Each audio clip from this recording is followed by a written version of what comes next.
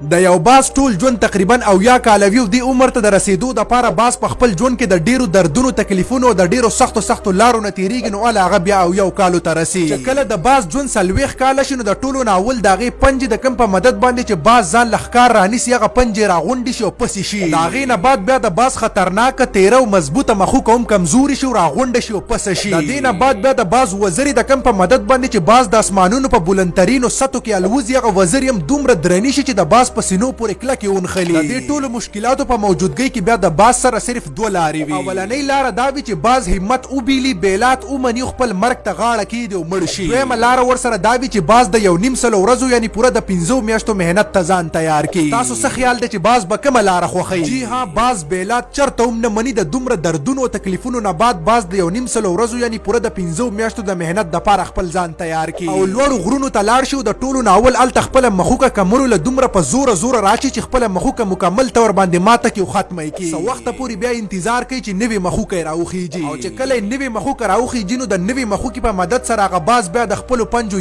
یو نوک راوباسي او وایرتوي. څه وخت بعد چې کله د پنجو نوي نوکونه راوخیږي نو د خپلې مخوکې او د خپلو نوکونو په ذریعه بیا هغه باز د خپل جسم او د خپلو وزرو ټولې بڼې راوباسي او هغه هم وارتوي. بیا څه وخت بعد د باز د جسم او د وزرو نوې بڼې هم راوخیږي. په دې ټول مهنت کې باز پوره 15 میاشتې لګوي. 15 میاشتې بعد چې کله باز د غره په څوکه کیني بیا د نوو پنجو سره او د نوې مخوکې سره او د نوو وزرو سره په هوا کې الوزي، نو هغې ته داسې محسوسیږي لکه هغه چې مړ شوی وي او د مرګ نه بعد بیا را ژوندی شي، په دوباره ورته یوه نوې زندګي میلاو شي. دغه طریقې سره هغه باز د خپل ژوند د 13 کلونو 13 سپرلي نور هم وویني. د باز د دې ژوند د قصې نه موږ ته دا سبق حاصلیږي چې بعض اوقات زموږ ژوند هم لکه د باز د ژوند په شانتې په سختو، په دردونو، په تکلیفونو کې تیریږي. په دغه ټایم کې موږ ته هم د خپل ژوند د بدلولو ډېر سخت ضرورت وي. بېشکه که په هغې کې مهنت د باز د 15 میاشتو د سخت مهنت په شانتې ولینئ، خو موږ به یې کوو. یاد لرئ په ژوند کې د شپو ورځو د کلونو د بدلیدو سره هیڅ هم نه بدلیږي تر څو پورې چې موږ په خپل ځان نه بدل کړی دنیا نه بدلیږي. زما سره هر ځوان او هر یو کس تبدیلي په بهر دنیا کې لټي، حالن کې اصل تبدیلی د خپل ځان دننه تبدیلی وي. د ټولو اول تبدیلی په انسان کې دننه راځي، بیا وروسته د بهر په دنیا کې هغې ته تبدیلی په نظر راځي. د کامیاب ژوند دپاره به ته اول خپل ځان بدلوي. اوس سوال دې ځکه دا پیدا کېږي چې خپل ځان څنګه بدل کړی شي. د خپل ځان د بدلولو د فلسفې مطلب هم دا دی چې د خپل ځان کمزوریانې، د خپل ځان خامیانې، د خپل ځان کوتاهیانې او د خپل ځان غلطیانې وپېژندلی شي او بیا په خپلو غلطیانو، کمزوریانو او خامیانو باندې کار وکړی شي او هغه بهتره کړی شي. د خپل ځان د بهتره جوړولو د فلسفې مطلب هم دا دی چې په خپل ذات باندې کار وکړی شي. په انګلیش کې دې ته سیلف انویسټمنټ وایي، یعنی په خپل ځان باندې خپل وخت او خپل دماغ او خپل طاقت خرج کړئ په ځای د دې چې په فالتو شیانو کې خپل وخت، خپل دماغ او خپل طاقت خرابوئ. هر انسان له الله څه نه څه ټیلنټ یا څه نه څه خوبي ضرور ورکړي وي د کوم په مدد سره چې هغه خپل ژوند بدلولی شي. خپل هغه ټیلنټ او خپل هغه خوبي په ځان کې تلاش کوي په ځای د دې چې خپل وخت په فالتو شیانو کې ضایع کوي. په خپل ذات باندې کار وکړئ او خپله نیستي ختمه کړئ او خپل ژوند داسې بدل کړئ لکه څنګه چې باز خپل ژوند د 40 کالو په عمر کې بدلوي.